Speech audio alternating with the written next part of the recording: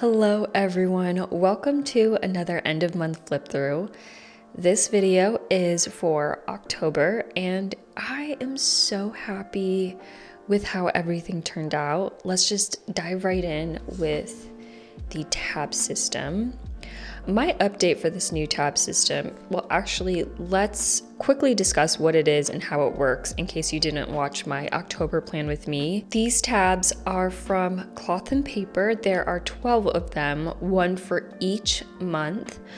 I have this placed in the monthly overview section, and I list out significant events and reminders that need heavy planning. October was the first month of using this tab system, and I do like it.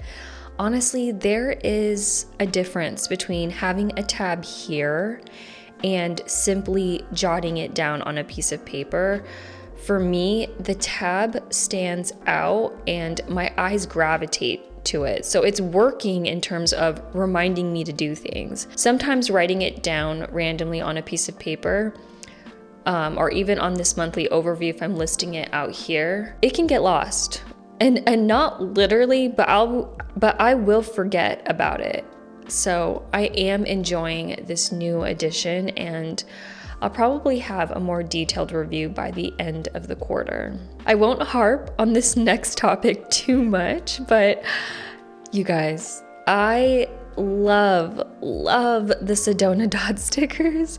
I'm so obsessed. Like, it looks so good in the monthly overview. I mentioned this in my October plan with me, but I wish I had purchased these spotlight stickers in Sedona and honestly anything else. I need to look at Cloth and Paper's website, like just take my money. Like if there are page flags in this color, square page flags, sticky notes in the color Sedona, I will buy it because I plan on using these again.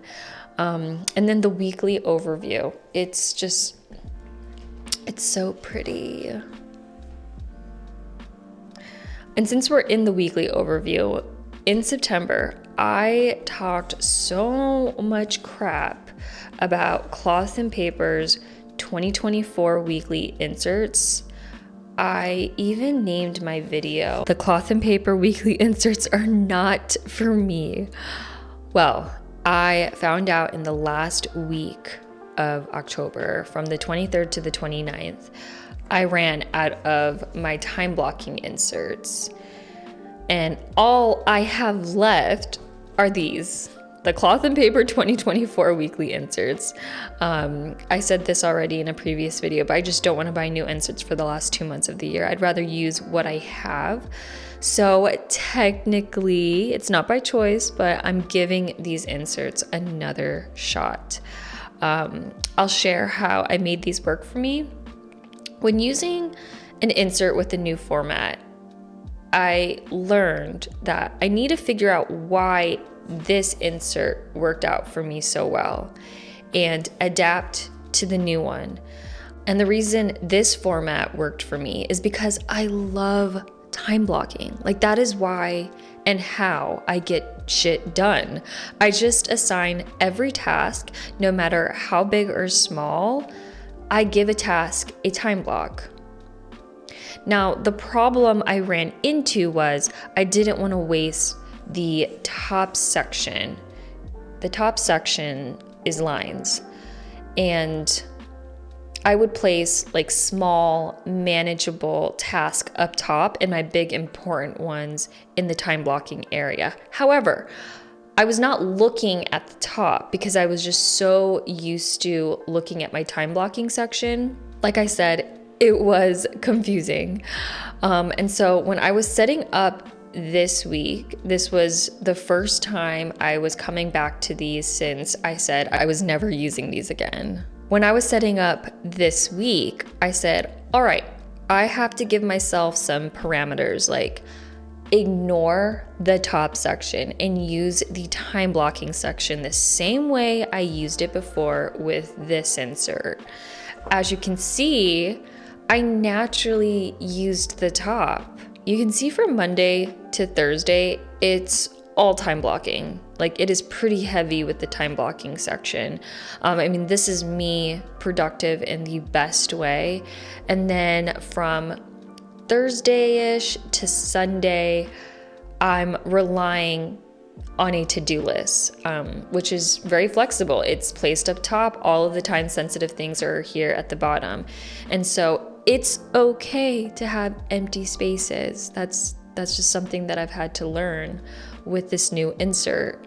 As you guys know, I was ready to never use these inserts again, but now that I've run out of my other ones and these are all that I have left, I'm giving them a chance. And honestly, I like how these are working for me.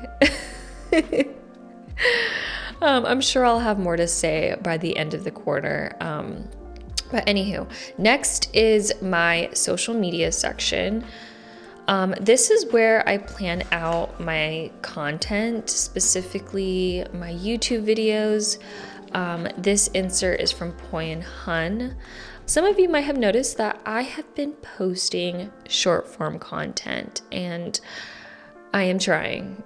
I am trying to stay consistent. So I also need space to plan that out because this insert here is mainly used for YouTube content. What I've been using to plan my short form content is this pad of paper. It's a monthly overview section, and this is from Cloth and Paper. Usually the month prior, I start filling this out.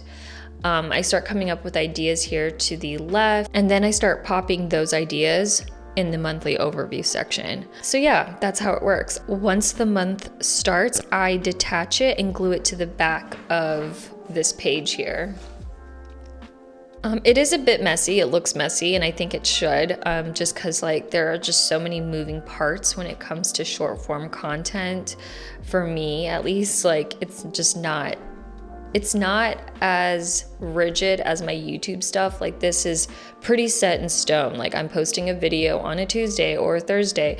And then for my short form content, it's like trying to squeeze out 3 to 4 videos a week. For this monthly overview section, because there's a lot of moving parts, I move things all the time. The week of, I need to use an erasable pen or a pencil. Now my pencil, my mechanical pencil, it broke.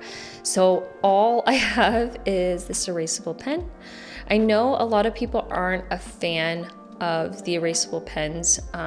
I think it has something to do with humidity, or if it gets wet, that the ink can come off the page and you can lose whatever you've just written. That hasn't happened to me. I haven't ran into that problem. So I still enjoy using this erasable pen from Passion Planner, but I think I'm still in the process of making this work for me. This is just like the first stage. I really like this pad of paper, especially if you are a content creator, because you can do a lot of like just getting your ideas on paper before putting it in your monthly overview. Next, I want to share with you all this section. This is my house cleaning section.